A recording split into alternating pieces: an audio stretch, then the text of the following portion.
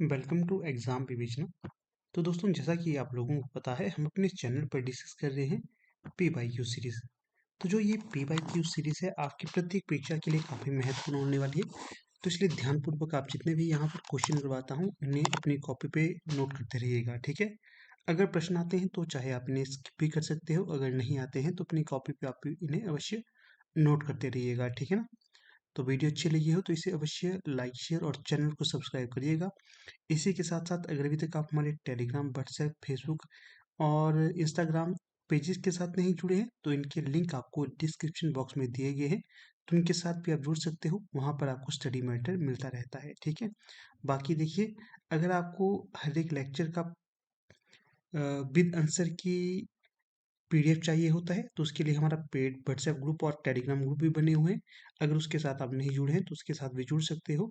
One time payment करनी पड़ती है और आपको लगातार वहाँ पर हर एक लेक्चर का पीडीएफ दिया जाता है विद ऑफिशियल आंसर की, ठीक है। तो अधिक समय नहीं लेंगे, शुरू करते हैं आज का लेक्चर। तो आगे बढ़ने से पहले आपको देखिए बता देता हूँ, आज का जो मोटिवेशनल कोट है कितना सुंदर है। जो बीत रहा है वो समय नहीं, जीवन है, ठीक है। तो इन शब्दों की गहराई को जानिए। जो बीत रहा है वो समय नहीं है, जीवन है। अर्थात कई बार हम बैठे होते हैं तो हम पूछते हैं सामने वाले, कैसे हो, तो वो बस, तो हम कहते हैं बस जीवन काट रहे हैं या फिर समय काट रहे हैं। तो ऐसी बात नहीं है, समय हम नहीं काट रहे हैं। यहाँ पर हम जो धरती में अवतरित हुए हैं तो इसका कुछ उद्देश्य रहता है, चाहे अच्छा करने के लिए या फिर अपने सपनों को पूरा करने के लिए। जो हमें समय मिला है उसका सदुपयोग करना है, अपने जीवन को सार्थक सिद्ध करना है, ठीक है। तो हमेशा अच्छा कार्य करने की कोशिश करिए और अपने सपने पूरे करने की कोशिश करें और अपने माता पिता का आशीर्वाद लेते रहें और अपने लक्ष्य को प्राप्त करने की पूरी कोशिश करें, ठीक है।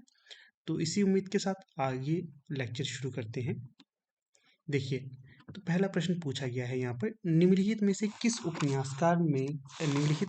उपन्यास में ईस्ट इंडिया कंपनी द्वारा भारत के आर्थिक शोषण और लूट का यथार्थ चित्रण हुआ है। कौन सा उपन्यास है जहां पर ईस्ट इंडिया कंपनी द्वारा भारत के आर्थिक शोषण और लूट का यथार्थ चित्रण किया गया है।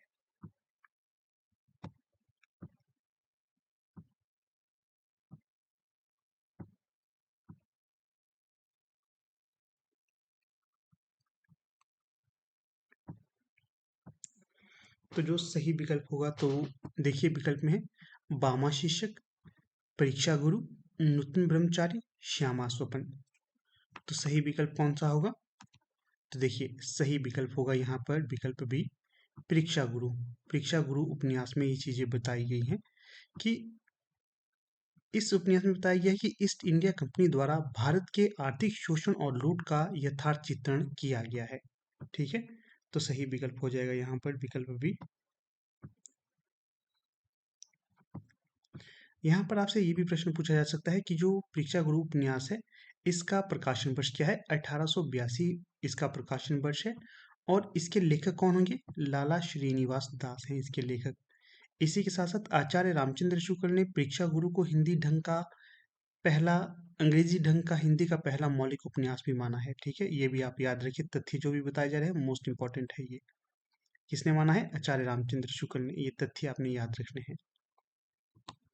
अगला प्रश्न देखिए, प्रकाशन वर्ष के अनुसार निम्नलिखित उपन्यासों का सही अनुक्रम बताइए। तो जो ये लेक्चर है ये आपको संपूर्ण उपन्यासों पर आधारित लेक्चर दिया गया है, ठीक है। जितने भी पहले, चाहे अपना यूजीसी नेट हिंदी हो या फिर सेट की परीक्षा हो या फिर पीजीटी की परीक्षा हो, जो पहले प्रश्न पूछे गए हैं ना, लगभग 5 वर्षों के यहाँ पर उपन्यासों के प्रश्न आपके समक्ष लाया हूँ, ठीक है। तो एक तरह से पूरा रिवीजन हो जाएगा यहाँ पर। अगर आप इन्हें देखोगे तो पूरा आपका रिवीजन हो जाएगा, आपको काफी मदद मिलेगी। प्रश्न देख लेते हैं, प्रकाशन वर्ष के अनुसार निम्नलिखित उपन्यासों का सही अनुक्रम बताइए। शेखर एक जीवनी, तमस, बाणभट्ट की आत्मकथा, मैला आंचल। तो इनका हमने सही क्रम बताना है कि किस प्रकार से सही क्रम होगा। तो देखिए, यहाँ पर जो सही क्रम होगा तो वो इस प्रकार से है। शेखर एक जीवनी सबसे पहले आएगा, ठीक है। इसका प्रकाशन वर्ष क्या है? 1940। भाग्य की बात की जा रही है यहाँ पर।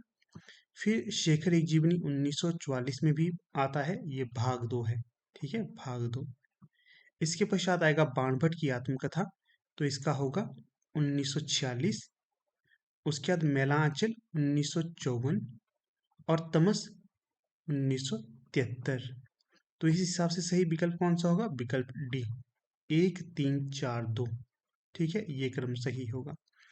यहाँ पर आपको ये भी याद रखना है, पूछा जा सकता है कि किस उपन्यास के उपन्यासकार कौन है। शेखर एक जीवनी के होंगे अज्ञे, तमस के होंगे भीष्म साहनी, बाणभट्ट की आत्मकथा के होंगे हजारी प्रसाद द्विवेदी और मैलांचल के हो जाएंगे फणीश्वर नाथ रेणु। अगला प्रश्न है यहाँ पर प्रश्न संख्या 3, यशपाल कृत झूठा सच उपन्यास के केंद्रीय विषय कौन से है? जो झूठा सच उपन्यास है इसका केंद्रीय विषय पूछा गया है। तो विकल्प में है विभाजन की त्रासदी, नारी की विवशता और शोषण, सांप्रदायिक दंगों की भयावहता, भारत छोड़ो आंदोलन। तो जो नीचे विकल्प दिए गए हैं इनका हमने चयन करना है, कौन सा सही होगा? तो देखिए, सही विकल्प हो जाएगा विकल्प बी, 1 और 3। इस उपन्यास में विभाजन की त्रासदी का जिक्र मिलता है और सांप्रदायिक दंगों की भयावह भी देखने के लिए मिलती है। ठीक है, ये भी याद रखिए जो झूठा सच उपन्यास है ये 2 भागों में प्रकाशित उपन्यास है। ठीक है, प्रथम भाग इसका आया था 1958 में, और जो वतन और देश नाम से आया था, वतन और देश। दूसरा भाग आया था इसका 1960 में, किस नाम से आया था ये? देश का भविष्य। आगे देखिए, यशपाल प्रगतिवादी और मार्क्सवादी विचारधारा के उपन्यासकार हैं। इनके जो प्रमुख उपन्यास होंगे तो वो कौन कौन से हैं? दादा कॉमरेड 1941, देशद्रोही 1943, दिव्या 1945, पार्टी कॉमरेड 1946, मनुष्य के रूप 1949। ये सारे आपने तथ्य याद रखने हैं क्योंकि प्रश्न तो फिलहाल इस तरह से बना है, भविष्य में कोई भी परीक्षा होगी तो वहां पर आपको इन तथ्यों से प्रश्न पूछे जा सकते हैं। ठीक है, इसलिए तथ्यों को याद रखने के लिए जोर देता हूं मैं। अगला प्रश्न देखिए यहाँ पर, निम्नलिखित में से मैला आंचल उपन्यास के पात्र हैं, तो बताना है कि कौन कौन से पात्र मैलांचल उपन्यास के हैं। तो हैं कमला, शाहनवाज, सहदेव मिसिर, बलभद्र नारायण। तो जो नीचे विकल्प दिए गए हैं इनका सही चयन करना है। तो देखिए यहाँ पर जो सही विकल्प होगा विकल्प बी, अर्थात 1 और 3 यहाँ पर सही विकल्प है। 1 में है कमला और 3 में है सहदेव मिसिर, ये दोनों ही मैलांचल उपन्यास के पात्र होंगे। मैलांचल उपन्यास के अन्य पात्र देखिए, बालदेव, बावनदास, कालीचरण, लक्ष्मी, कमली, रामखेलावन, रामदास, सेवादास, रामकृपाल सिंह, डॉक्टर प्रशांत, तहसीलदार, वासुदेव आदि, ये होंगे प्रमुख पात्र। ठीक है, आपको याद रखना है ये। फिर अगर पूछा जाए मैलांचल का प्रकाशन वर्ष कब का है, तो 1954 ईस्वी का मैलांचल का प्रकाशन वर्ष होगा और इसके रचनाकार कौन होंगे? फणीश्वर नाथ रेणु। और ये कैसा उपन्यास है? तो यह एक आंचलिक उपन्यास होगा, तो ये भी आपको तथ्य रखने हैं याद। प्रश्न संख्या 5, इसमें क्या पूछा गया है? दशरथ मांझी के जीवन पर आधारित उपन्यास। पहले याद रखिए जो दशरथ मांझी है इनके जीवन पर आधारित उपन्यास भी हैं। ठीक है, तो एक उपन्यास जो यहाँ पर विकल्प में दिया गया है तो उसका आपने नाम बताना है कि कौन सा वो उपन्यास होगा। तो जो सही विकल्प हो जाएगा तो वो हो जाएगा, देखिए विकल्प है ग्लोबल गांव के देवता, पहाड़, सूत्रधार, काला पहाड़। तो सही विकल्प होगा यहाँ पर विकल्प बी, ग्लोबल गांव का देवता, जो पहाड़ दशरथ मांझी के जीवन पर आधारित उपन्यास है पहाड़ नाम से।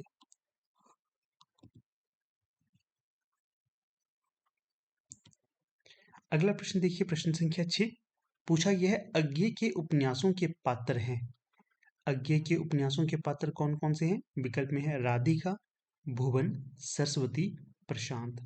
तो यहाँ पर हमें सही विकल्पों का चयन करना है। तो देखिए सही विकल्प होगा यहाँ पर सी, 2 और 3।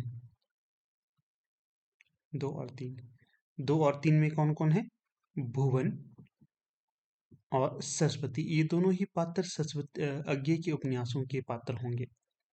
तो यहाँ पर थोड़ी सी व्याख्या दी गई है, इसे भी हम देख लेते हैं। अज्ञे के प्रमुख उपन्यासों की संख्या है 3। ठीक है, कौन कौन से हैं? शेखर एक जीवनी, जो 2 भागों में है, नदी के द्वीप और अपने अपने अजनबी। आपका बंटी भी इनका प्रसिद्ध उपन्यास है। ठीक है, आपका बंटी इनका नहीं है, तो वो तो मनु भंडारी का है।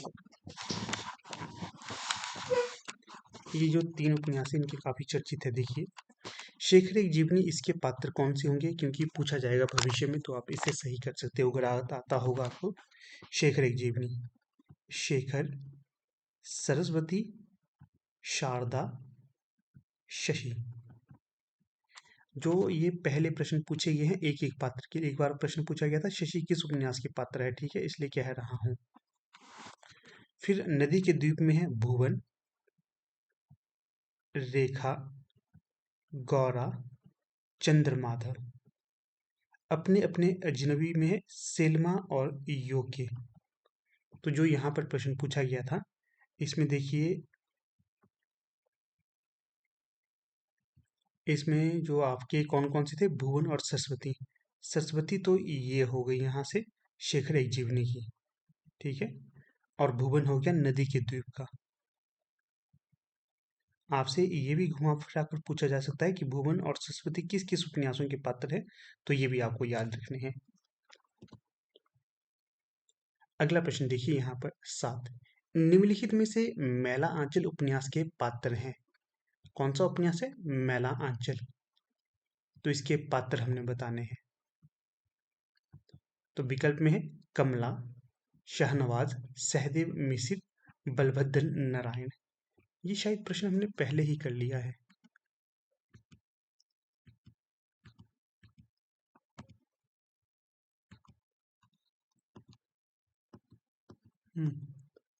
ये स्लाइड रिपीटेड है, या फिर ऐसा भी हो सकता है कि ये प्रश्न बार बार पूछा गया हो। चलिए खैर कोई बात नहीं, हमने देख ही लिया है ये प्रश्न। तो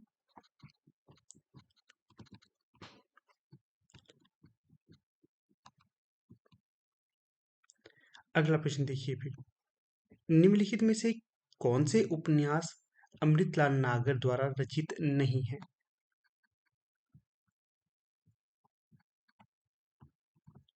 नहीं की बात की जा रही है यहाँ पर, ठीक है। अमृतलाल नागर कृत उपन्यास कौन से नहीं है? तो विकल्प में है सीमाएं टूटती हैं, एकदा नैमिष्य रानी, शतरंज के मोहरे, कथा कहो उर्वशी। तो विकल्प यहाँ पर दिया गया है, तो इसके हिसाब से हमने सही उत्तर का चयन करना है। तो जो सही विकल्प होगा तो वो होगा विकल्प डी। जो 1 और 4 है, सीमाएं टूटती हैं और कथा कहो उर्वशी, ये दोनों ही उपन्यास अमृतलाल नागर के नहीं होंगे। बाकी एकदा नैमिष्य रानी, शतरंज के मोहरे, ये दोनों ही उपन्यास अमृतलाल नागर के होंगे। तो अगर आपसे पूछा जाएगा कि सीमाएं टूटती हैं, ये किसका उपन्यास होगा? श्रीलाल शुक्ल का। कथा कहो उर्वशी, ये किसका उपन्यास होगा? तो ये हो जाएगा देवेंद्र सत्यार्थी का। ठीक है, ये तथ्य भी रखने आपने याद। फिर अगर आपसे ये प्रश्न पूछा जाएगा अन्य की, जो किस किस के उपन्यास कौन कौन से हैं, जैसे देखिए, ये तो यहाँ से हो गए। जो अमृतलाल नागर हैं, इनके उपन्यास अगर पूछे जाएंगे तो ये देखिए, एकदा नैमिष्य रानी, शतरंज के मोहरे, अमृत और विष, 7 घूंघट वाला मुखड़ा, मानस का हंस, नाच्यो बहुत गोपाल, खंजन नयन। ये जो उपन्यास होंगे ये होंगे अमृतलाल नागर के। अगला प्रश्न देखिए, स्वाधीनता प्राप्ति से पूर्व पंजाब में पैदा हुए सांप्रदायिक तनाव और उससे जुड़ी क्रूरताओं का अंकन किस उपन्यास में किया गया है? स्वाधीनता प्राप्ति से पूर्व क्षेत्र क्या है? पंजाब। पंजाब में पैदा हुए सांप्रदायिक तनाव और उससे जुड़ी क्रूरताओं का अंकन किस उपन्यास में किया गया है? तो विकल्प में है कड़िया, तमस, झरोखे और बसंती। तो जो सही विकल्प हो जाएगा यहाँ पर तो वो होगा तमस उपन्यास। ठीक है। तो प्रश्न पूछा जा सकता है कि जो तमस उपन्यास है इसका प्रकाशन वर्ष कब का स्वीकार किया जाता है? तो 1973 का। और इसके लेखक कौन होंगे? भीष्म साहनी। और भी प्रश्न पूछा जा सकता है कि जो भीष्म साहनी है इनके अन्य उपन्यास कौन कौन से हैं? झरोखे, कड़िया, कुंतो, मयादास की माड़ी, नीलू, नीलिमा, नीलोफर। तो ये भी रखिए याद। फिर प्रश्न संख्या है 10। प्रकाशन वर्ष के अनुसार निम्नलिखित उपन्यासों का सही अनुक्रम किस आधार पे? प्रकाशन वर्ष के अनुसार उपन्यासों का सही अनुक्रम बताना है। तो विकल्प में है मानस का हंस, झूठा सच, राग दरबारी, जिंदगी नामा। तो कौन सा विकल्प पहले आएगा तो वो बताना है। तो जो सही विकल्प हो जाएगा तो वो हो जाएगा विकल्प ए। सबसे पहले आएगा आपका झूठा सच, उसके पश्चात राग दरबारी, फिर मानस का हंस और सबसे अंत में जिंदगी नामा। तो यहाँ पर हम इसका प्रकाशन वर्ष भी लाए हैं, ये भी याद रखिए। जो झूठा सच है इसका प्रकाशन वर्ष कब का है? 1958 से 1960 का। राग दरबारी है इसका कब का प्रकाशन वर्ष स्वीकार किया जाता है? 1968 का। मानस का हंस इसका कब का होगा? 1972 का। फिर जिंदगी नामा इसका कब का स्वीकार किया जाता है? 1979 का। फिर देखिए यहाँ से आपसे ये भी प्रश्न पूछा जा सकता है कि किस उपन्यासकार के द्वारा कौन कौन सा उपन्यास लिखा गया है, किसका कौन सा उपन्यास है। झूठा सच यशपाल का है, राग दरबारी श्रीलाल शुक्ल का है, मानस का हंस अमृतलाल नागर का है, जिंदगी नामा कृष्णा सोबती का है। ठीक है, तो ये तथ्य भी रखिए याद। फिर अगला प्रश्न देखिए यहाँ पर, बड़े आदमियों को अपनी नाक दूसरों की जान से प्यारी होगी, हमें तो अपनी नाक इतनी प्यारी नहीं। यह कथन किस उपन्यास का है? पहले तो यह याद रखिए। तो ये कथन होगा गोदान उपन्यास का। ठीक है। और किस पात्र के द्वारा ये भावाभिव्यक्ति की गई है? तो यहाँ पर जो 11 का सही विकल्प होगा तो वो हो जाएगा आपका विकल्प ए, धनिया के द्वारा कहा गया है ये कथन।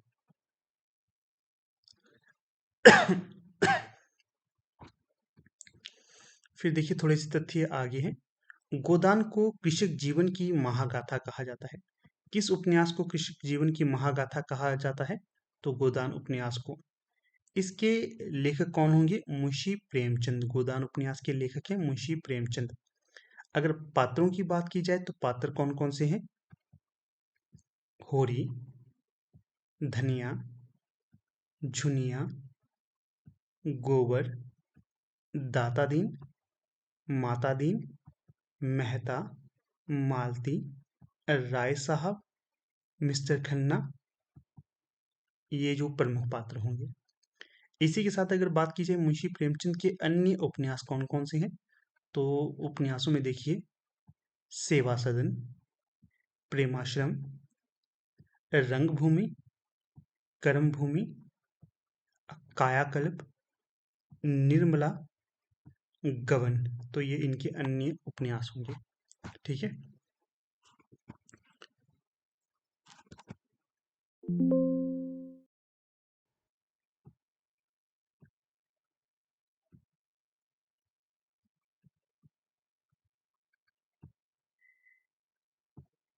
ठीक है।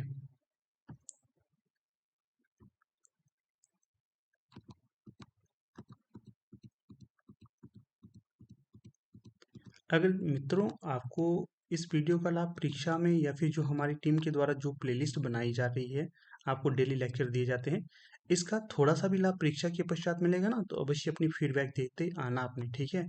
भविष्य में आपने कोई भी तैयारी करनी है तो वहाँ पर मेरे आईडी से तो पूर्ण लाभ देगी आपको ये प्लेलिस्ट। ठीक है। और अगर पहले आप कोई परीक्षा की तैयारी कर रहे थे, अगर आपको कोई लाभ मिला हो तो अपने फीडबैक देते रहना है। ठीक है। इससे हमें मोटिवेशन मिलता है कि लगातार आपके समक्ष ऐसे लेक्चर लाए जाते रहें। इसी के साथ देखिए जो यूजीसी नेट और सेट एपी की तैयारी कर रहे हैं, एपी से मतलब होता है असिस्टेंट प्रोफेसर की, तो उनके लिए अलग से एक व्हाट्सएप ग्रुप बनाया गया है। तो उसका लिंक भी डिस्क्रिप्शन बॉक्स में दिया गया है, तो उसके साथ भी आप जुड़ सकते हो। ठीक है, तो चलिए अगला प्रश्न देख लेते हैं। प्रश्न संख्या है यहाँ पर 12। इसमें क्या पूछा गया है? तो 12 में पूछा गया है आपसे,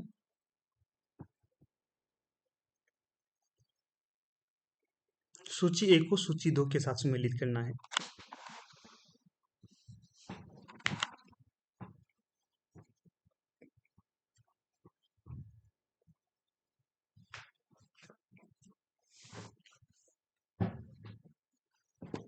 तो सूची ए को सूची 2 के साथ सम्मिलित कर लेते हैं। एक तरफ दिया गया है सूची ए में स्थान और दूसरी तरफ उपन्यास की, मतलब कौन सा उपन्यास किस स्थान से रिलेटेड है।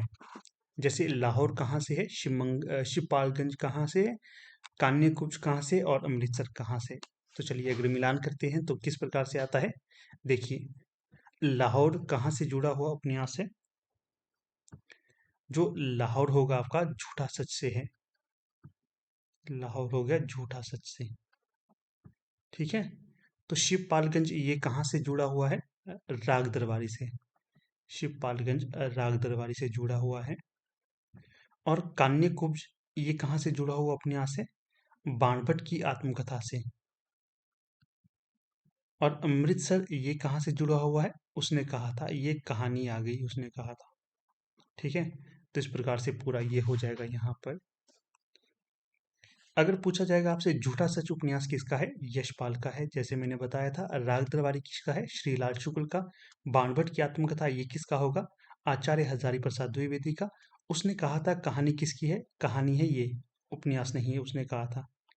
तो ये हो जाएगा आपका किसका? चंद्रधर शर्मा गुलेरी की कहानी। फिर प्रकाश अगला प्रश्न देखिए, यहाँ पर भी सूची एक को सूची 2 के साथ सम्मिलित करना है, तो इसे भी हम कर लेते हैं।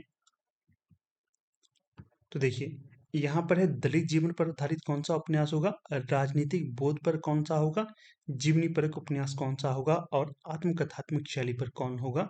तो आप वीडियो को पॉज कर भी इसका उत्तर पहले ही लगा सकते हो। तो यहाँ जो सही विकल्प होगा तो वो हम बता देते हैं। दलित जीवन पर आधारित उपन्यास कौन सा है? तो ये हो जाएगा आपका धरती धनना अपना, एक का 4। राजनीतिक बोध का उपन्यास कौन सा होगा? तो यह है तमस।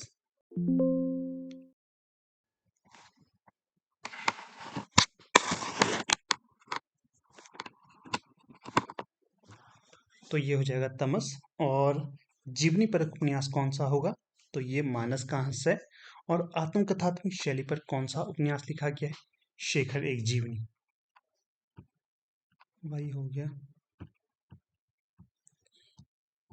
इरेज कर देते हैं इसे थोड़ा सा।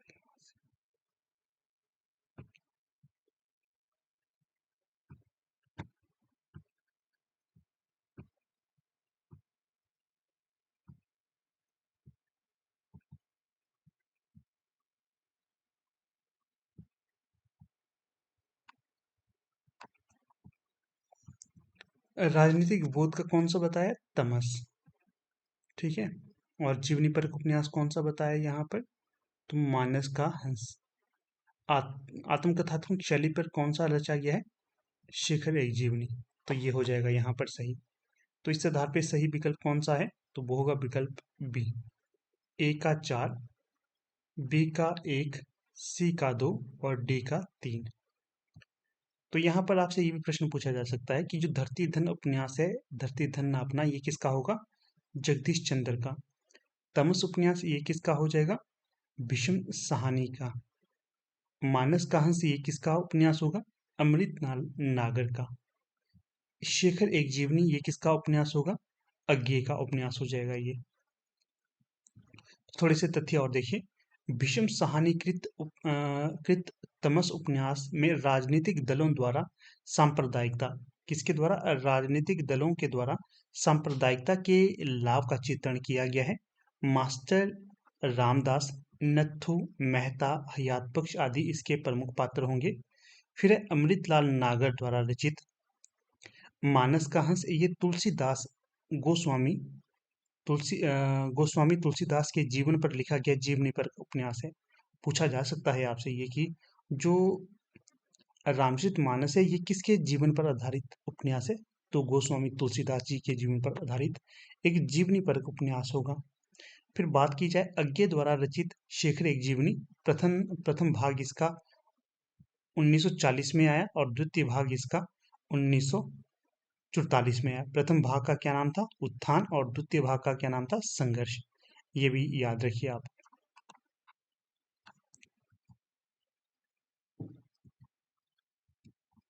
फिर प्रश्न संख्या देखिए यहाँ पर 14। क्या पूछा गया है 14 में? तो यहाँ पर पूछा जा रहा है, नीचे दो कथन दिए गए हैं, ठीक है। तो सीधे हम कथन पढ़ लेते हैं। अभी कथन है ए, उपन्यास मानवेतर चित्रण का निषेध करता है। क्या उपन्यास मानवेतर चित्रण का निषेध करता है? कारण क्या है इसका? क्योंकि वह मानव चरित्र चित्रण पर विशेष बल देता है। उपयुक्त कथन के आलोक में नीचे दिए गए विकल्पों में से सही उत्तर का चयन करना है। क्या यहाँ पर दोनों सही विकल्प होंगे? क्या यहाँ पर दोनों गलत होंगे? क्या ए सही है परंतु आर असत्य है? ठीक है, जो भी कथन है तो वो देख लेते हैं हम। तो जो सही विकल्प होगा तो वो होगा विकल्प डी। क्या है इसमें दिया हुआ? ए असत्य है लेकिन आर सत्य है। क्यों? क्योंकि अभिकथन में कहा गया है उपन्यास मानवेतर चित्रण का निषेध करता है।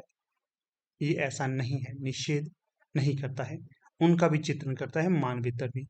और जो कारण है ये तो सत्य है क्योंकि वह मानव चरित्र चित्रण पर विशेष बल देता है। तो इस आधार पर ए असत्य होगा और आर सत्य है, ठीक है, क्योंकि उपन्यास मानव चित्रण चरित्र चित्रण पर विशेष बल देता है। अगला प्रश्न देखिए यहाँ पर 15, बाणभट्ट की आत्मकथा उपन्यास के पात्र हैं, तो बताना है कि कौन सा यहाँ पर सही विकल्प होगा।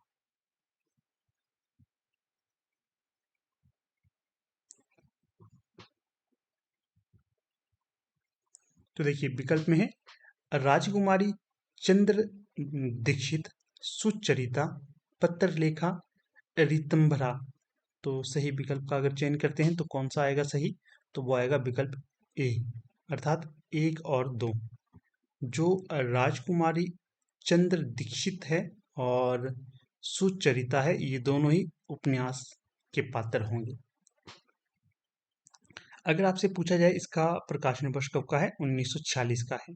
और किसके द्वारा रचित है? आचार्य हजारी प्रसाद द्वारा रचित है।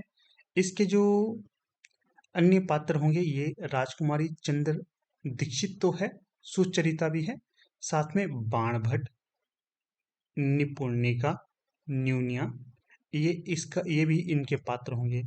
इसी के साथ साथ प्रेम का उदात्तीकरण एवं हर्षकालीन सामाजिक, राजनीतिक एवं सांस्कृतिक स्थिति का यहाँ पर जिक्र मिलता है। फिर अगला प्रश्न देखिए 16, उस युवती के प्रति मेरे मन में जो प्रेम और श्रद्धा है वह ऐसी है कि अगर मैं उसकी ओर वासना से देखूं तो आंखें फूट जाएं। उपयुक्त संवाद किस उपन्यास का है? पहले तो ये याद रखिए गोदान उपन्यास का है। और किन दो पात्रों के मध्य ये संवाद हुआ है?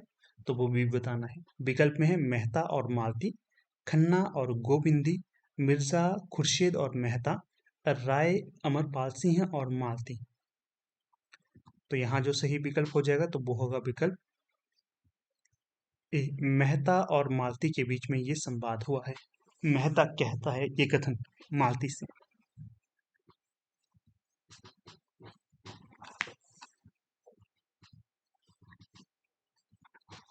तो देखिए थोड़ी सी यहाँ पर आगे में व्याख्या भी कर लेता हूँ। गोदान उपन्यास कब का है? 1936 का है। किसके द्वारा रचित है? मुंशी प्रेमचंद द्वारा रचित है। इस उपन्यास के पात्र पूछे जाएंगे कौन कौन से हैं, जैसे होरी, धनिया, गोबर, झुनिया, भोला, राय साहब, खन्ना, दाता दीन, गोविंदी। अगला प्रश्न देखिए यहाँ पर 17, निम्नलिखित में से तमस उपन्यास का पात्र नहीं है। पात्रों पे बहुत ज्यादा बल दिया जाता है, ठीक है, ध्यान रखना है। ये जो मैं आपके समक्ष पिछले 5 वर्षों के प्रश्न पत्र लाया हूँ, एनटीए नेट, सेट और एसएससी प्रोफेसर इत्यादि के, एक ये है पार्ट, इसके अगले पार्ट भी लाता रहूँगा। ठीक है, तो परीक्षा तक आपको वीडियोस मिलते रहेंगे। आपका अच्छा सपोर्ट रहेगा तो हम भी अच्छे से अच्छे वीडियोस आपके समक्ष लाते रहेंगे। ठीक है, तो वीडियो को ज़्यादा से ज़्यादा लाइक शेयर और चैनल को सब्सक्राइब करना है आपने। तो यहाँ पर देखिए विकल्प में है रत्तो नत्थु रिचर्ड हयात बख्श। तो सही विकल्प कौन सा है? तो सही विकल्प हो जाएगा विकल्प ए। तो जो रत्तो है ये उपन्यास की पात्र नहीं होगी। ठीक है, अगर ये प्रश्न पूछा जाए इसके रचनाकार कौन है तमस उपन्यास के, तो भीष्म साहनी है। प्रकाशन वर्ष 1973 का है।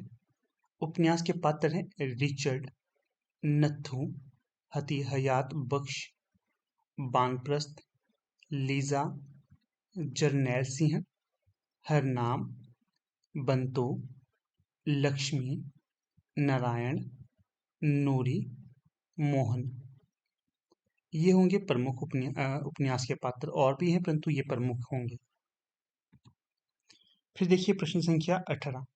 मैत्रेयी पुष्पा के किस उपन्यास में ब्रज क्षेत्र के जीवन यथार्थ का चित्रण हुआ है? तो विकल्प में है चाक, झूला नट, अलमा कबूतरी, इदम नमम। तो आप सोचिएगा इसका तब तक उत्तर, पीछे में कुछ तथ्य याद आया। एक बार देखिए परीक्षा में पूछा गया था यहाँ से कि वो कौन सा पात्र है तमस उपन्यास में जिसके कारण ये पूरी चीजें घटित होती हैं। तो रिचर्ड रिचर्ड एक ऐसा पात्र है जो पूरे उपन्यास को सांप्रदायिक दंगों को बढ़ाने का करता धरता होता है रिचर्ड। ठीक है, और किसके द्वारा करवाया जाता है, पूछा जाता है कि रिचर्ड्स के द्वारा ये सारी सारी घटनाएं किसके द्वारा करवाई गई थी, अर्थात शोर को किसने मारा था? नथु ने मारा था।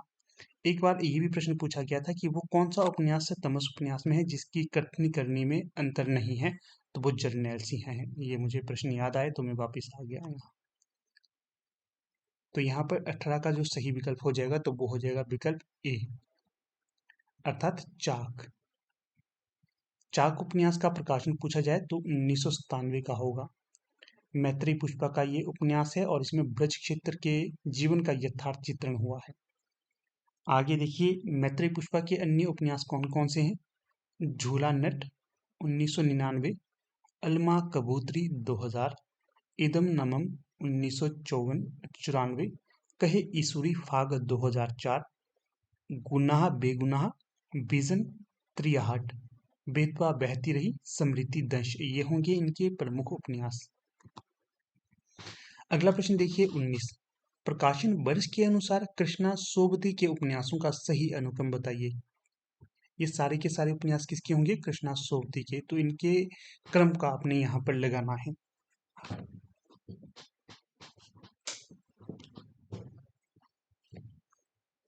तो यहाँ पर जो देखिए विकल्प भी बता देता हूँ। समय सरगम, मित्रों मरजानी, ए लड़की, सूरजमुखी अंधेरे की।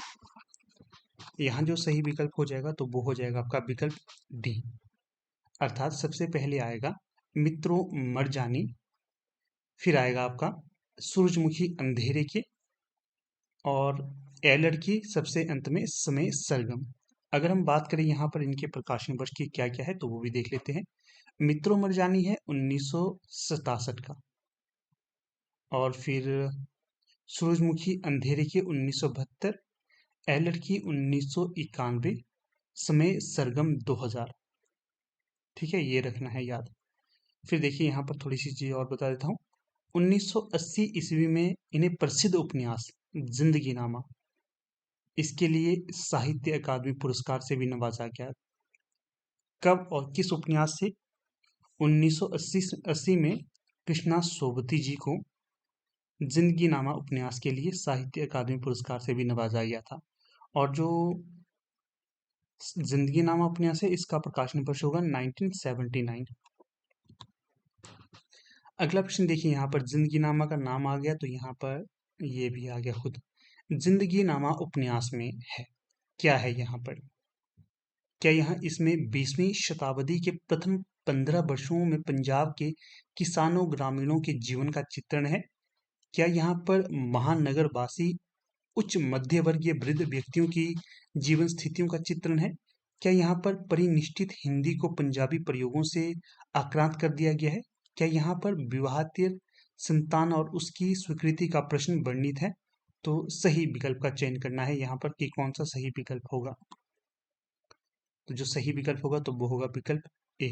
1 और 3 क्या है? 1 और 3 में, एक में है 20वीं शताब्दी के प्रथम 15 वर्षों में पंजाब के किसानों ग्रामीणों के जीवन का चित्रण यहाँ पर मिलता है।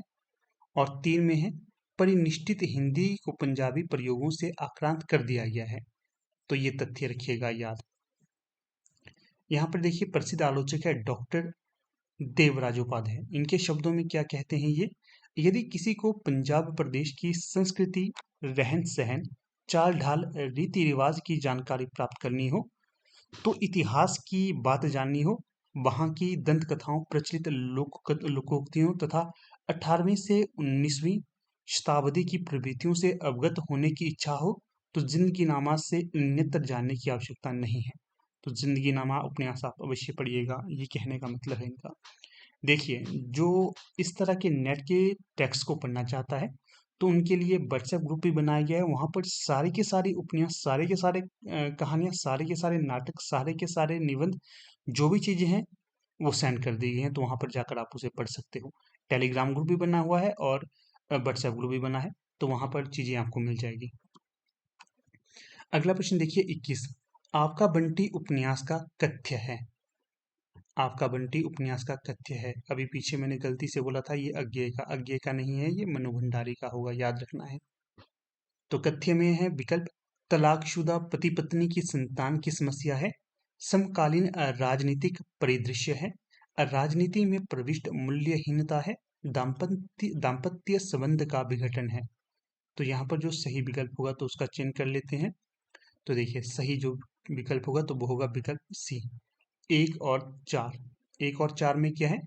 आपका बंटी उपन्यास का कथ्य है तलाकशुदा पति पत्नी की संतान की समस्या यहाँ पर वर्णित है और दाम्पत्य संबंध का विघटन यहाँ पर देखने के लिए मिलता है। तो ये रखिए याद। आपका बंटी कब प्रकाशित हुआ था? 1971 में। और यह अपने ढंग का अकेला उपन्यास है। इस उपन्यास में मध्यवर्गीय समाज में तलाक की समस्या, जो भी अन्य चीजें हैं, तो वो बड़ी मनोवैज्ञानिक तरीके से बताई गई हैं। ये मनु भंडारी का प्रसिद्ध उपन्यास है, ठीक है। इसी के साथ साथ मनु भंडारी ने अपने प्रसिद्ध उपन्यास महाभोज के बल पर अक्षय कीर्ति प्राप्त की थी। अक्षय कीर्ति याद रखिए। अगला प्रश्न है 22। इसमें क्या पूछा गया है? सूची ए के साथ सूची 2 का मिलान करना है। सूची ए में है एक तरह से विषय या पंक्तियां और सूची 2 में है जिसके द्वारा ये कही गई हैं पंक्तियां। पंक्ति 1 है चुनाव जीतने की 3 तरकीबें हैं। चुनाव जीतने की कितनी तरकीबें हैं? 3। एक है रामनगर वाली, दूसरी है नवेदा वाली, तीसरी है महिबालपुर वाली।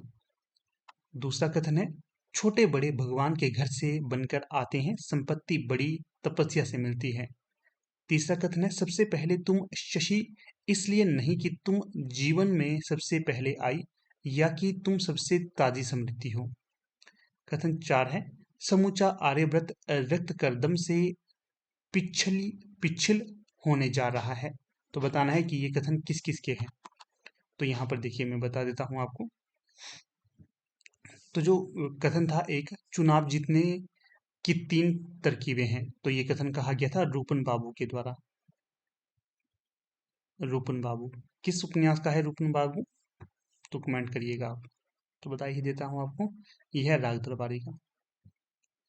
फिर है छोटे बड़े भगवान के घर से बनकर आते हैं, ये कथन किसका है? होरी का। मिला भी देता हूं ताकि आपको सरलता हो, ठीक है। सबसे पहले तुम शशि, शशि नाम से ही आप इसको सही कर लेते अगर आपको पता हो, आपने पढ़ा हो। तो शेखर एक जीवनी का होगा ये, शेखर के द्वारा कहा गया। और समूचा आर्यव्रत एक रक्त करदम से पिछिल होने जा रहा है, तो ये लोरिक देव का कथन होगा और इसका मिलान इस प्रकार से हो जाएगा यहाँ पर। अगला प्रश्न देखिए यहाँ पर 23। निम्नलिखित में से गोदान उपन्यास में वर्णित गांव कौन सा है? तो जो गोदान उपन्यास है इसमें कौन कौन से गांव वर्णित है तो वो बताना है यहाँ पर। विकल्प में है गंगौली, सेमरी, बेलारी और मैरीगंज। तो यहाँ जो सही विकल्प हो जाएगा तो वो हो जाएगा विकल्प डी। यहाँ पर देखिए सेमरी और बेलारी दोनों ही गांवों का जिक्र मिलता है।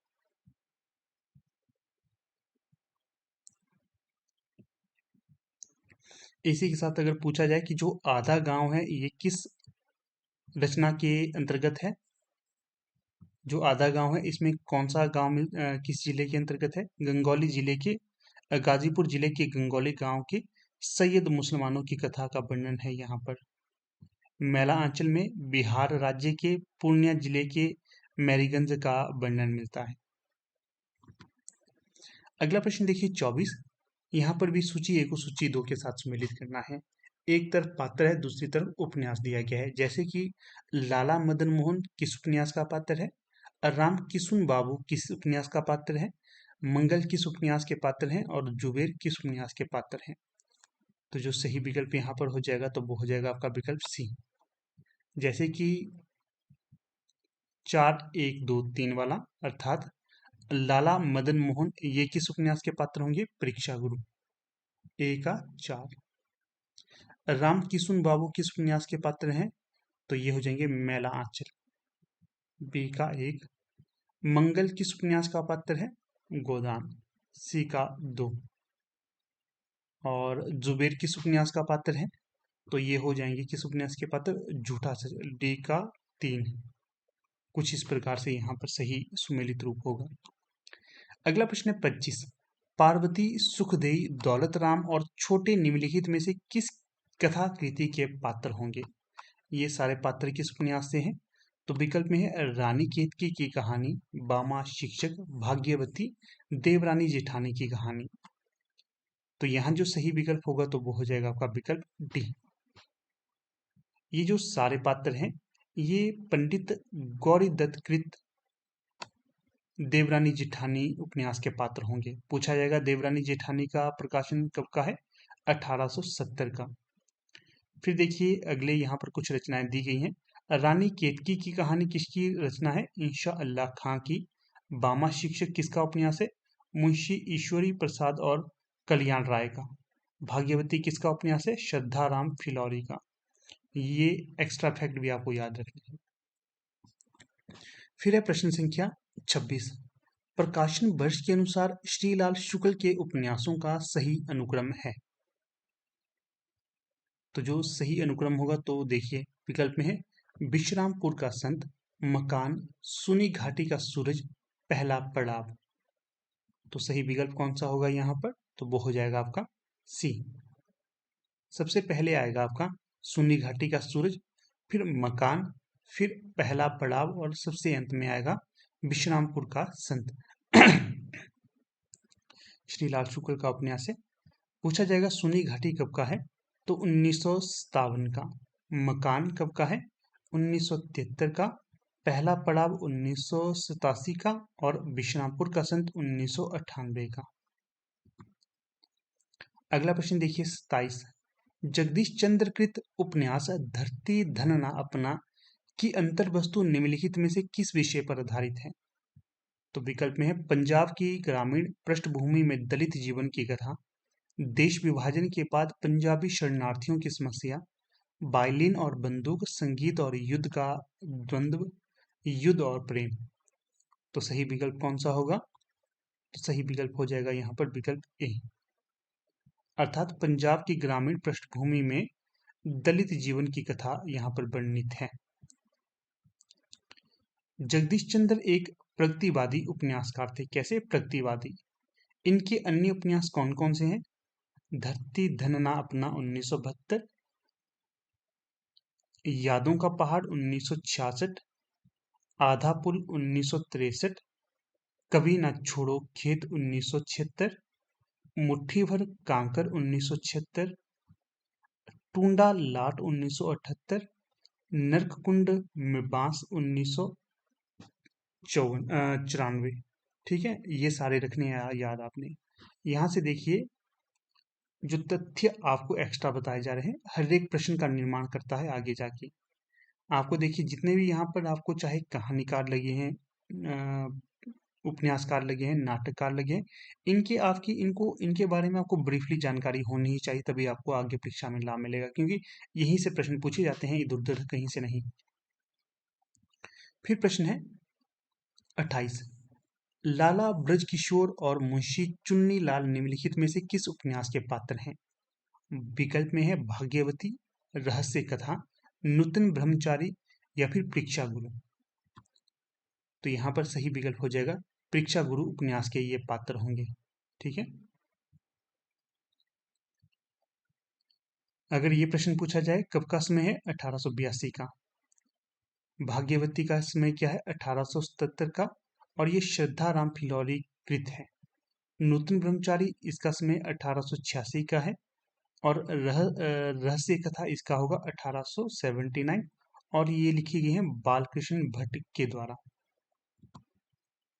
अगला प्रश्न देखिए 29। मानस का हंस उपन्यास के पात्र नहीं है, नहीं की बात की जा रही है। विकल्प में है बेनी माधव और पंडित गंगाराम, गंगेश्वर और मंगलू, बीरपाल सिंह और जाह्नवी, नंददास और शिवचरण वैद्य। तो सही जो विकल्प होगा तो वो हो जाएगा आपका विकल्प सी। जो बीरपाल सिंह और जाह्नवी हैं ये इस उपन्यास के पात्र नहीं होंगे, तो सी यहाँ पर विकल्प हो जाएगा।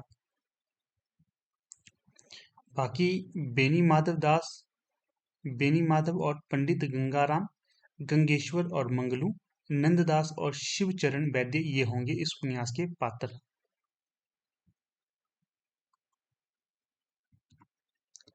अगला प्रश्न देखिए 30। करम बीबी और सरफराज निम्नलिखित में से किस उपन्यास के पात्र हैं? विकल्प में है जिंदगी नामा, सूरजमुखी अंधेरे के, डार से बिछुड़ी, यारों के यार। तो जो सही विकल्प होगा तो वो होगा जिंदगी नामा जो उपन्यास है इसके पात्र हैं करम बीबी और सरफराज। देखिए कृष्णा सुप्ती रचित है और समय 1979 है। डार से बिछुड़ी, सूरजमुखी अंधेरे के, यारों के यार कृष्णा सोपती के ही अन्य रचनाएं स्वीकार की जाती हैं। फिर देखिए प्रश्न संख्या 31। निम्नलिखित में से किस उपन्यास में उत्तर प्रदेश के पूर्वांचल के एक कस्बा नुमा गांव शिवपालगंज की कहानी वर्णित है? अभी हमने पीछे देखा था ना ये, तो सही जो विकल्प होगा तो वो होगा विकल्प ए। तो ज्यादा हम इसको डिस्क्राइब नहीं करेंगे। अगला देखिए 32। शकुन और डॉक्टर जोशी के अंतर संबंधों पर आधारित कथानक किस उपन्यासों में प्रस्तुत किया गया है? तो विकल्प में है आपका बंटी, महाभोज, टूटा हुआ इंद्रधनुष और तिरछी बौछार। तो सही विकल्प होगा 32 में विकल्प ए। शकुन और डॉक्टर जोशी के अंतर संबंधों पर आधारित कथानक आपका बंटी उपन्यास से में प्रस्तुत किया गया है, और इसके रचनाकार है मनु भंडारी। तिरछी बौछार ये 1984 में मंजुल भगत के द्वारा लिखा गया था, और टूटा हुआ इंद्रधनुष ये मंजुल भगत की कहानी संग्रह होगी। ठीक है,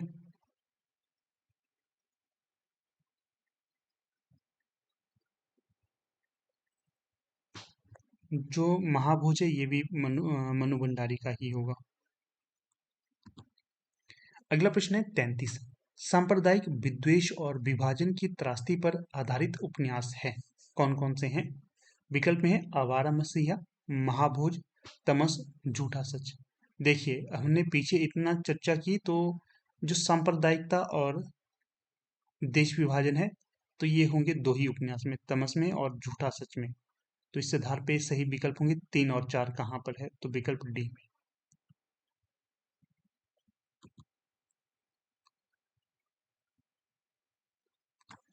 तो एक्स्ट्रा जो तथ्य बताए गए हैं वो देख लेते हैं, ये तो हमने देख ही लिया ना ऊपर वाली चीजें।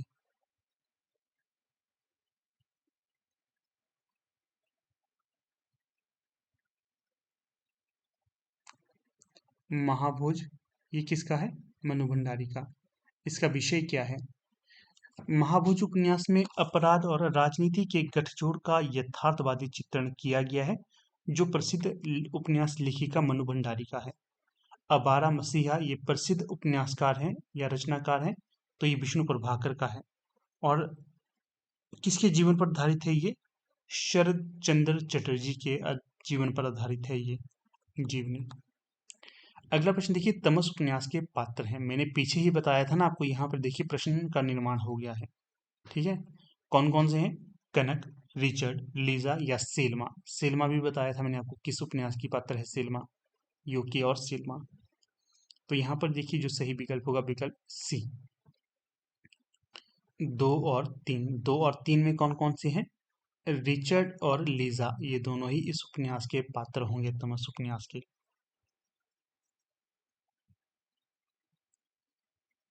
सेल्मा मैंने बताया था अपने अपने अजनबी की पात्र है, 1961 में आया था अपना अपना अजनबी।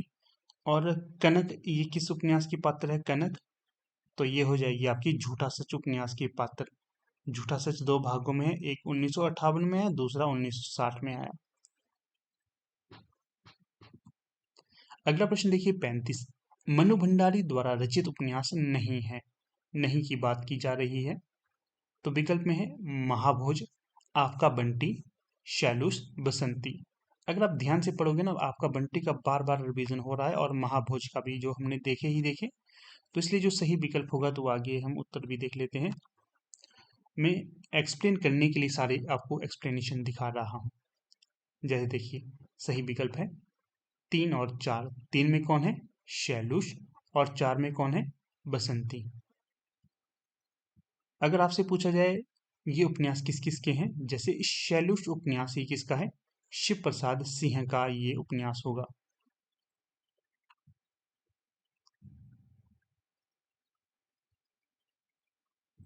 अगर पूछा जाए बसंती किसका उपन्यास है बसंती, तो भीष्म साहनी का ये उपन्यास हो जाएगा। अगला प्रश्न देखिए 36। निम्नलिखित वर्ण्य विषयों को उनसे संबंध उपन्यासों से सुमिलित कीजिए, सूची ए और सूची दो को। तो यहाँ पर देखिए सूची ए में क्या दिया गया है? उच्च मध्य वर्गीय वृद्ध व्यक्तियों की जीवन स्थितियों का चित्रण किस उपन्यास में किया गया है? दूसरा है दलित जीवन की नारकीय वास्तविकताओं का चित्रण कहाँ पर मिलता है? दलित जीवन के बारे में कहाँ पर बताया है? या मुझे लगता है अब आपको ये याद हो ही गया होगा। फिर है पंजाब पर अंग्रेजों के आधिपत्य और ईस्ट इंडिया कंपनी की लूट खसोट का चित्रण कहाँ पर मिलता है? पटना के महिला छात्रावासों में पनपने वाले भ्रष्टाचार और स्त्रियों के काम शोषण का चित्रण कहाँ पर मिलता है? तो यहाँ पर जो सही विकल्प हो जाएगा तो वो हो जाएगा आपका विकल्प सी, अर्थात ए का 4 क्या है? ए का 4 अर्थात उच्च मध्य वर्गीय वृद्ध व्यक्तियों की जीवन स्थिति का चित्रण कहाँ पर मिलता है? समय सरगम में। ये फिर दलित जीवन की नारकीय वास्तविकताओं का चित्रण कहाँ पर मिलता है? तो ये मिलता है आपका नाच्यो बहुत गोपाल। ए का 3। फिर है पंजाब पर अंग्रेजों के आधिपत्य और ईस्ट इंडिया कंपनी की लूट खसोट का चित्रण कहाँ पर मिलता है? मायादास की माड़ी में। अंत में है पटना के महिला छात्रावासों में पनपते पनपने वाले भ्रष्टाचार और स्त्रियों के काम शोषण का चित्रण कहाँ पर मिलता है? प्रति परिकथा में। ठीक है, प्रति परिकथा में, ये इसमें होगा ये। तो इस प्रकार से ए का 4 सही होगा, दो का 3, सी का 2 और डी का 1 सही विकल्प हो जाएगा।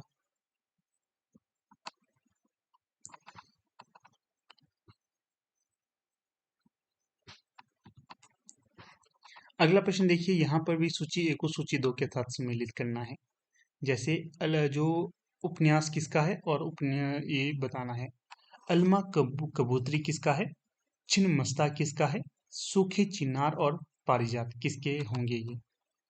तो जो यहाँ पर सही विकल्प होगा तो वो हो जाएगा आपका विकल्प ए, विकल्प बी, अर्थात अलमा कबूतरी किसका होगा? मैत्रेयी पुष्पा का। अलमा कबूतरी मैत्रेयी पुष्पा। ए का 1। ए का 1 कहाँ पर है? ए का 1 विकल्प ए में, यही आपका सही उत्तर होगा। फिर जो छिन्नमस्ता, ये किसका उत्तर हो, किसके साथ मिलान करेंगे छिन्नमस्ता का? प्रभु खेतान के साथ, प्रभा खेतान। यहाँ पर आजा भाई, कहाँ जा रहा ऊपर? तो 2 का 4, 2 का 4 कहाँ है? विकल्प 2 में ही है। सूखे सूखते चिन्नार, ये किसकी रचना है? मधु कांकरिया की। तो 3 का 2, 3 का 2। फिर है पारिजात, ये किसका उपन्यास हो जाएगा? पारिजात हो जाएगा आपका नासिरा शर्मा का। ठीक है, 4 का 3। इस प्रकार से सही विकल्प यहाँ पर चयनित होगा, विकल्प बी। अगला है 38। प्रकाशन वर्ष के अनुसार निम्नलिखित उपन्यासों का सही अनुक्रम बताना है। प्रकाशन वर्ष के अनुसार विकल्प में है बामा, शिक्षक, निस्सहाय हिंदू, भाग्यवती, देवरानी जेठानी की कहानी। तो यहाँ जो सही विकल्प हो जाएगा तो वो हो जाएगा आपका विकल्प ए, अर्थात सबसे पहले आएगा देवरानी जेठानी, फिर उसके पश्चात बामा शिक्षक, फिर भाग्यवती और सबसे अंत में आएगी निस्सहाय हिंदू। देवरानी जेठानी का प्रकाशन वर्ष कब का है? 1870 में गौरी दत्त जी का है होगा ये। बामा शिक्षक ये कब का है? 1872। ईश्वरी प्रसाद और कल्याण राय का होगा ये। और भाग्यवती इसका होगा 1877, श्रद्धाराम फिलौरी का हो जाएगा ये उपन्यास। और निस्सहाय हिंदू 1890, राधा कृष्ण दास का हो जाएगा ये। अगला प्रश्न है यहाँ पर 39। निम्नलिखित में से किस उपन्यास में लाला मदन मोहन के दीवान खाने का वर्णन किया गया है? विकल्प में है भाग्यवती, परीक्षा गुरु, नूतन ब्रह्मचारी, श्यामा स्वपन। जो इतनी बार ये प्रश्न आया लाला मदन मोहन, तो आपको मुझे लगता है उत्तर याद हो ही गया होगा ये। तो सही विकल्प होगा परीक्षा गुरु उपन्यास से संबंधित है ये। ठीक है, तो देखिए थोड़ी सी यहाँ पर और भी चीजें बता देता हूँ, समय तो हो गया ये। आचार्य रामचंद्र शुक्ल ने परीक्षा गुरु को अंग्रेजी ढंग का हिंदी का पहला उपन्यास माना है।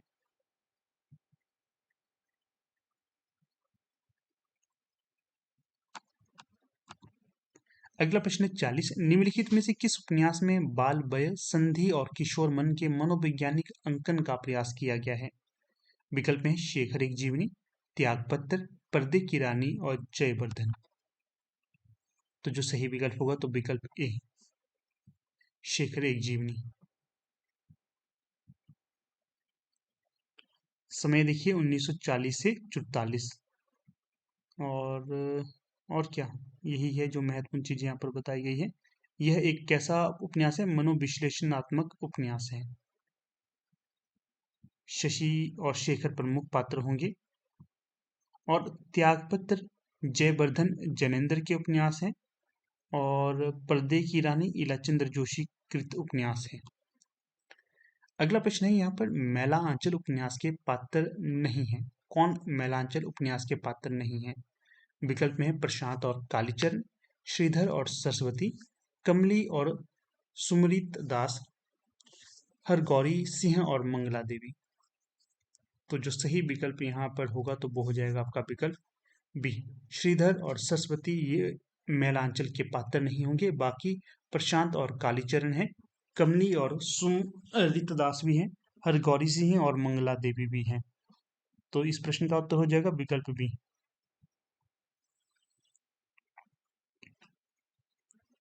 थोड़े से और तथ्य बता दूं आपको। हाँ, बता देता हूँ। मैलांचल का प्रकाशन वर्ष है 1954 का। और फणीश्वर नाथ रेणु का ये उपन्यास हो जाएगा। और आंचलिक उपन्यास है ये।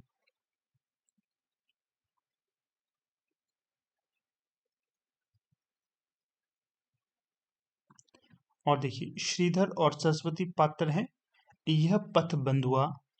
ठीक है, और इसके लेखक होंगे नरेश मेहता। अगला प्रश्न देखिए 42। लक्ष्मी दासीन निम्नलिखित में से किस उपन्यास की पात्र है? विकल्प में है मैलांचल, परती परिकथा, जुलूस, कितने चौराहे। तो जो सही विकल्प हो जाएगा तो वो हो जाएगा विकल्प ए, मैलांचल का। ये इस प्रश्न का उत्तर होगा मैलांचल।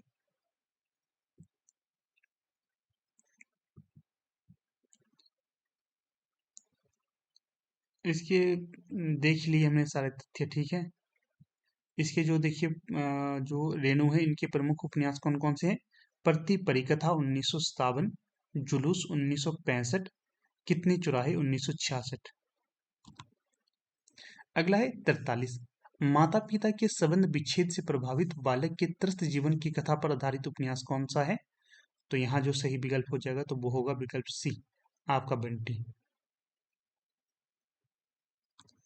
और यहाँ पर एक्स्ट्रा जो फैक्ट है, एक इंच मुस्कान, इस उपन्यास के लेखक होंगे राजेंद्र यादव और मनु भंडारी। बेगर उपन्यास जो लिखा गया है ममता कालिया के द्वारा लिखा गया है।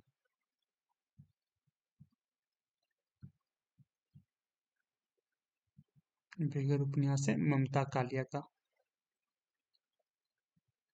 और अनुगुंज ये किसका है? गीतांजलि श्री की कहानी है अनुगुंज।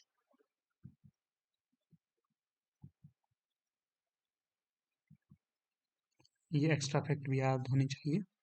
गोदान उपन्यास का होरी राम अवध प्रांत के किस गांव का रहने वाला किसान था? अवध प्रांत के किस गांव का रहने वाला किसान था ये होरी राम?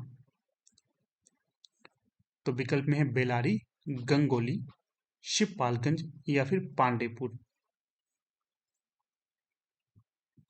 तो सही जो विकल्प हो जाएगा तो वो हो जाएगा आपका बेलारी गांव का रहने वाला था ये। ठीक है, विकल्प ए। ये भी प्रश्न पूछा जा सकता है आपसे कि जो गोदान उपन्यास है ये किस प्रांत से संबंधित होगा? अवध प्रांत से संबंधित है ये उपन्यास। प्रकाशन वर्ष इसका आपको याद हो गया। फिर देखिए अगले जो तथ्य हैं, राही मासूम रजा इनका उपन्यास था आधा गांव। प्रकाशन वर्ष 1966। और ये गाजीपुर जिले के गंगौली गांव के सैयद मुसलमानों की कथा पर आधारित उपन्यास है। फिर एक्स्ट्रा फैक्ट है यहाँ पर, श्रीलाल शुक्ल के उपन्यास का नाम है राग दरबारी। समय इसका 1968 होगा और ये शिवपालगंज की कहानी का यथार्थ चित्रण करता है। और देख लेते हैं थोड़े से फैक्ट। जो मुंशी प्रेमचंद का उपन्यास है रंगभूमि, समय क्या है इसका 1925। और ये बनारस के पांडेपुर नामक स्थान का वर्णन करता है, बनारस के पांडेपुर नामक स्थान का। अगला है राग दरबारी उपन्यास के पात्र होंगे। तो विकल्प में है मदन मोहन, बाबू बैजनाथ, मास्टर मोतीराम, बाबू रामाधीन, मास्टर शिंबू दयाल, पंडित पुरुषोत्तम दास, काशी शाह और गंडा सिंह। तो जो सही विकल्प यहाँ पर हो जाएगा तो वो हो जाएगा आपका विकल्प भी। इसके जो पात्र हैं मास्टर मोतीराम और बाबू रामाधीन है। नए नए पात्रों के बारे में पूछा जाता है प्रश्न। फिर देखिए अन्य पात्र होंगे इसके, वैद्य जी, रंगनाथ, रूपन बाबू, ये जो पात्र है पहले भी पूछा गया है, दरोगा जी, जोगनाथ, सनीचर भी पूछा गया है पहले, खन्ना मास्टर, बद्री पहलवान, ये होंगे इसके पात्र। शिवपालगंज गांव का इसमें चित्रण मिलता है। अगला है विश्वविद्यालय परिसर के जीवन पर आधारित उपन्यास हैं, कौन कौन से हैं? तो विकल्प में है परिशिष्ट, चक्रव्यूह, अपने अपने चेहरे, धूप छाही रंग। तो यहाँ जो सही विकल्प हो जाएगा तो वो हो जाएगा विकल्प डी, अर्थात ए और बी। ए और बी में कौन कौन से विकल्प हैं? परिशिष्ट और चक्रव्यूह, ये दोनों उपन्यास है, इनमें विश्वविद्यालय जीवन का यथार्थ चित्रण मिलता है। अगर आपसे ये पूछा जाए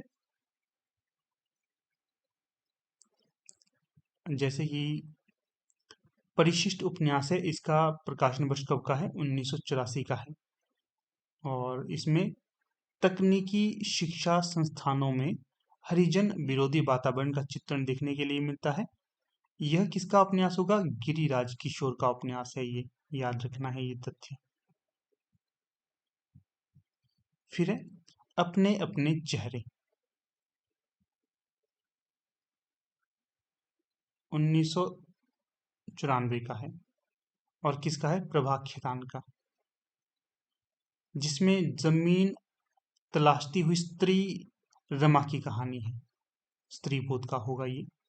जबकि धूप छाही रंग 1970 इसका समय होगा। गिरीश अस्थाना का उपन्यास है ये, और इसमें द्वितीय विश्व युद्ध और दफ्तर की जिंदगी का बड़े पैमाने पर चित्रण किया गया है। फिर देखिए अगला प्रश्न है 47, निम्नलिखित में स्त्री विमर्श पर आधारित उपन्यास है। स्त्री विमर्श पर तो विकल्प में है समय, सरगम, एक जमीन अपनी, एक चिथरा सुख, मुझे चांद चाहिए। तो यहां जो सही विकल्प हो जाएगा तो वो होगा विकल्प सी, अर्थात बी और डी। ये स्त्री विमर्श पर आधारित उपन्यास है। बी में है एक जमीन अपनी और डी है मुझे चांद चाहिए।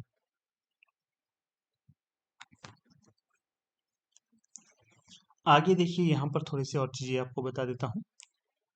समय सरगम है कृष्णा सोबती का, और एक चिथड़ा सुख है निर्मल वर्मा का उपन्यास। उपन्यासकार और उपन्यास देख लेते हैं। चित्रा मुदगल, इनके उपन्यास हम देख लेते हैं यहाँ पर। चित्रा मुदगल के आवा, गिलीगढ़ू, पोस्ट बॉक्स नाला सुपारा 203 मोस्ट इंपॉर्टेंट है ये उपन्यास।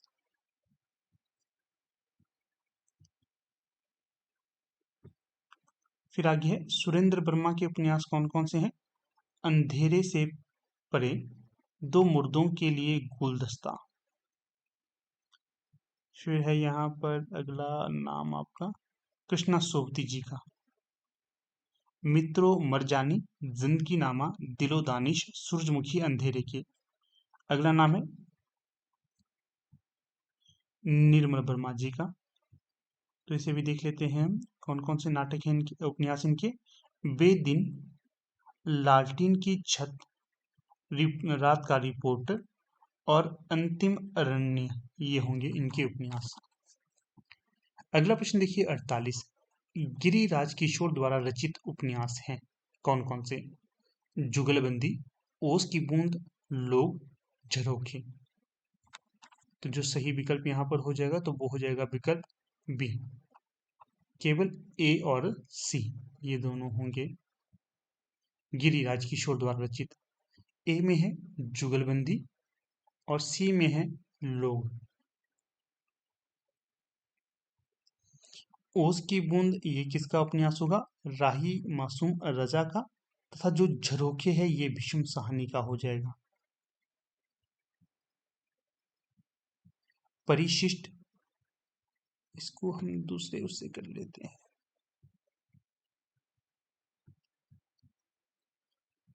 परिशिष्ट, चिड़ियाघर, ढाई घर, पहला गिरमिटिया, ये होंगे गिरिराज किशोर के उपन्यास।